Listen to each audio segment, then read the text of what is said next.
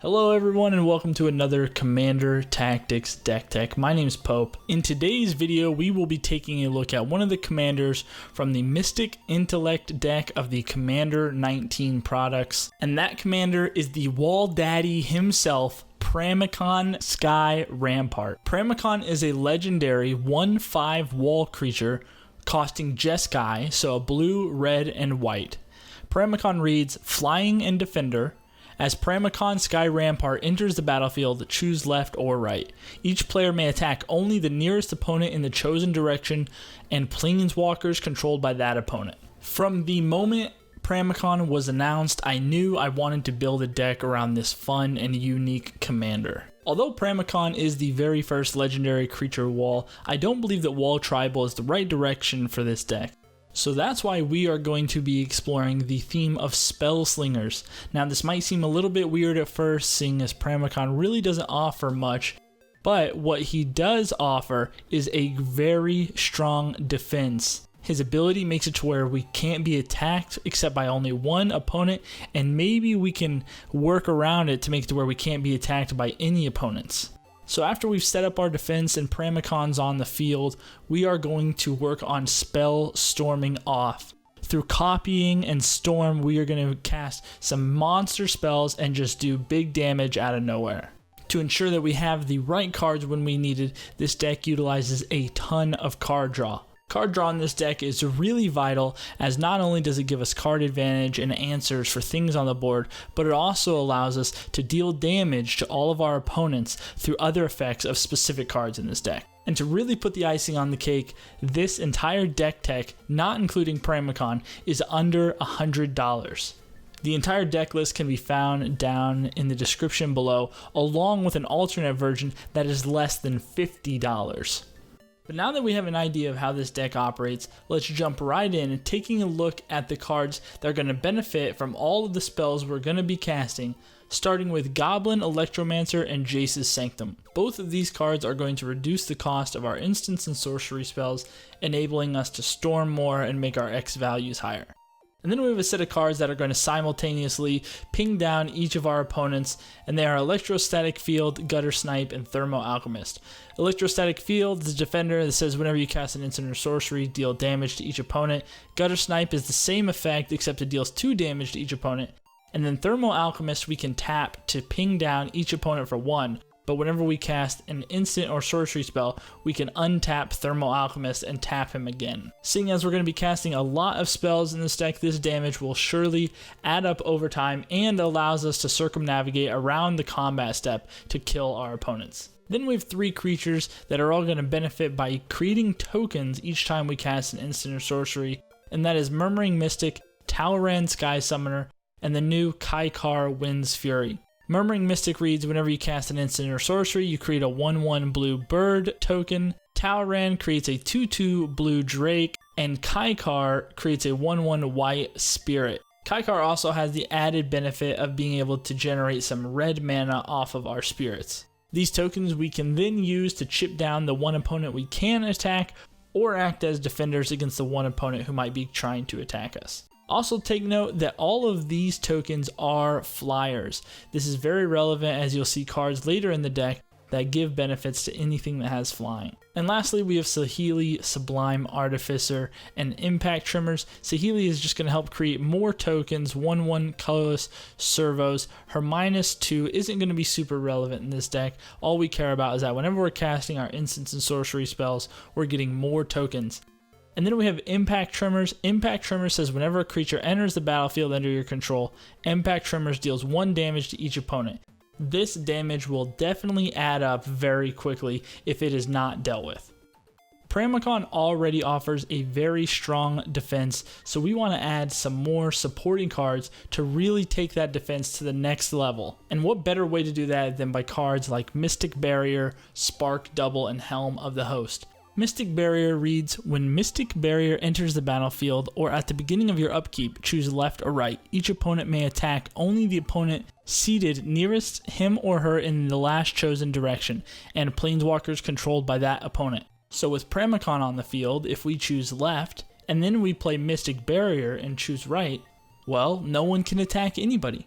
Spark Double allows us to create a second Pramikon, which enables us to do the same thing, not allowing any opponent to attack left or right. And then Helm of the Host, if we equip it onto Pramikon, again, another Pramikon enters the battlefield, and no combat can come our way. This is a really cheeky interaction that denies any combat steps to really take place or allow combat damage to us or our planeswalkers.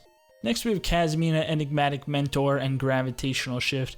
Kazmina is going to put a tax on any spells our opponents cast that target a creature or planeswalker we control, and her -2 is going to create a token, also while allowing us to loot. And then Gravitational Shift says creatures with flying get +2/+0, and creatures without flying get -2/-0. Do keep in mind though that this is a symmetrical effect, so if any of your opponents are playing a lot of flyers, they will benefit from it. But with all of the tokens we're generating, we might be having 6, 7, 8 tokens come on the board in a turn, and that is a lot of additional damage.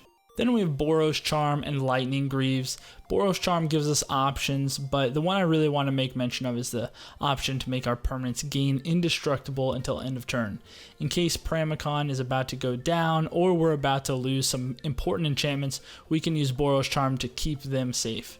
And we have Lightning Greaves, a 2-cost equipment that gives creatures haste and shroud for 0. Haste, not really relevant as Pramikon is going to be our primary target, but the shroud is going to deny our opponents the ability to cast spells or use abilities that might remove him. And then this deck has a lot of unique board wipes to keep the board clear of any big threats. Dusk is going to destroy all creatures with power 3 or greater, so this won't affect our tokens, it won't affect Pramikon. Earthquake is going to deal damage to each creature without flying, again, keeping our commander safe. And Time Wipe lets us return a creature we control to our hand and then destroy all creatures. So in this instance where our board gets out of control, we can bring Pramikon back and then replay him next turn. And of course we have a suite of targeted removal with Reality Shift, Swords to Plowshare, and Generous Gift. Each of these is going to let us destroy a permanent or a creature and help keep our commander safe. Now that we've set up our team and we've got our defenses online, let's take a look at some of the ways we can get additional value from all the spells we'll be casting. Thousand Year Storm, Swarm Intelligence, and Ral Storm Conduit all allow us to copy spells and cast the new copies with new targets. These can literally end games if we cast the right spell at the right time and are able to copy it. Ral also has the added benefit of whenever you cast an instant or sorcery spell, he can deal 1 damage to any opponent or planeswalker. Then we have Expansion Explosion, Narset Enlightened Master, and Mind's Desire. Expansion Explosion is a great option spell. We can copy something or we can do some damage and draw some cards depending on how much mana we can put into X. Then we have Narset, who has First Strike and Hexproof, and says whenever Narset attacks, exile the top 4 cards of your library. Until the end of your turn, you may cast non-creature cards exiled this way without paying their mana cost. One of the best parts about Narset is that she doesn't even have to deal combat or anything, it's just the moment she attacks. And with this card having so many enchantments, sorceries, instants, planeswalkers, you can bet in those 4 cards you will have some options to play without having to pay their mana cost. Mind's Desire is a similar thing. You exile the top card of your library until the end of your turn. You can play that card without paying its mana cost. But the great thing about Mind's Desire is that it has Storm. So if we are able to combo out, cast 4 or 5 spells before Mind's Desire, this could really do some damage around the table. Then we have Banefire, Mana Geyser, and Stroke of Genius. Banefire says deal X damage to any target. If X is 5 or more, the spell can't be countered and the damage can't be prevented. This can be huge. If we're able to make X 6, 7 and copy this 2 or 3 times, we could just end a game outright. And Mana Geyser is a card that can help pump that X very high. Mana Geyser says add red mana to your mana pool for each tapped land your opponents control. Now on turn 5, if we have 3 opponents and no one's missed their land drop, that could be up to 15 free mana. Then if we're able to copy it through Ral or Thousand Year Storm, that could be up to 30, 45 free additional mana. And then Stroke of Genius says target player draws X cards and its casting cost is X, 2 generic in a blue. Again, if we're able to pump this up very high through Mana Geyser or other means, we could draw a ton of cards. But the great thing about Stroke of Genius also is that you can target opponents. So if an opponent's deck is getting low and you're able to copy this, you can make an opponent draw tons of cards and possibly deck them out. One of the most important things in Commander and Magic in general is ensuring that we have lots of card draw, and this deck runs a ton of it. Starting with Treasure Cruise, Faithless Looting, and Windfall. Treasure Cruise says Delve, so we can exile some cards from our graveyard to help cast this, but this allows us to draw 3 cards, ideally for the cost of 1 blue mana. Faithless Looting is going to let us draw 2 cards and then discard 2 cards, but it also has flashback, so we can cast it again later on. And Windfall says each player discards their hand, then draws cards equal to the greatest number of cards a player discarded this way. If we're running low and an opponent has a lot of cards, this is a great way to refill our hand. A few other card draw spells in this deck are Frantic Search, Fateful Showdown, and Brainstorm. Frantic Search is going to let us draw 2 and then discard 2 and untap 3 lands. This is great to ramp up our storm count. Fateful Showdown is going to deal damage to a target creature or player equal to the number of cards in your hand. Then you discard all the cards in your hand, then draw that many cards. This is what I would call a double whammy. Not only are you getting to deal some damage, but you're getting to draw some new cards as well. And lastly, Brainstorm, we get to draw 3 cards and then set up our next 2 turns by putting 2 cards from our hand back on top of our library. Some of our artifacts are even going to help us draw cards. Skull Clamp can be a real all-star in this deck with all the tokens we will be creating. Skull Clamp is a 1-cost artifact that says whenever it's equipped to a creature, that creature gets +1/-1, and whenever the equipped creature dies, you get to draw 2 cards with an equip cost of only 1. Then we got Commander Sphere. This is going to help color fix us for 3 mana, but we can also sacrifice it to draw a card if we need to. And lastly, Biden of Thassa, legendary enchantment artifact for 2, a blue and a blue. And it says whenever a creature you control deals combat damage to a player, you may draw a card, or you can pay 1 and a blue, tap it, and creatures your opponents control attack this turn if able. This is a great way to force your opponents to have to attack the opponent maybe to the left or right, whichever one you chose with Pramikon. And then if we're able to swing over the top of our opponent with all of our token flyers, we can draw tons of cards. But we don't want to be drawing cards just for the sake of drawing cards. We want to make sure it's impactful, and that's why we run these 3 powerhouses: Niv Mizzet Parun, Psychosis Crawler, and the Locust God. These are the real heart of all the card draw, tons of damage possible, and can really just help win games out of nowhere. Niv Mizzet Parun costs 3 blue and 3 red, but it's a legendary creature dragon that can't be countered, and it says whenever you draw a card, Niv Mizzet deals 1 damage to any target. And whenever a player casts an instant or sorcery, this includes us, we can draw a card. So not only are we able to draw lots of cards, but we're able to ping out a lot of damage. Psychosis Crawler is a 5-cost artifact creature. It says its power and toughness are each equal to the number of cards in your hand, but that's not the relevant part. The part we like is whenever you draw a card, each opponent loses 1 life. With all the card draw in this deck, that is going to add up. And lastly, maybe the MVP of this entire deck is the Locust God. Whenever you draw a card, create a 1/1 blue and red insect creature token with flying and haste. You can pay 4 mana to draw a card and discard a card. And whenever the Locust God dies, you return him back to your hand at the beginning of the next instep. Not only is the Locust God going to create tons of insects, but they have haste. Comboed with things like Skull Clamp, Impact Tremors, Gravitational Shift, he can really put a dent in players' life totals quick. And since we are going to be drawing so many cards in this deck, it only made sense to add in the alternate win condition with Lab Maniac and Jace, Wielder of Mysteries. If you would draw a card while your library has no cards in it, you win the game instead. Since we are going to be drawing a ton of cards, copying card draw spells, there's no reason not to add these 2 and possibly sneak out a win through decking ourselves. Now that we've seen most of the cards in this deck and we kind of got an idea of how it runs, let's take a look at what else is inside the 99. Starting with our removal and control, this deck comes with 8 targeted removal spells and 5 board wipes.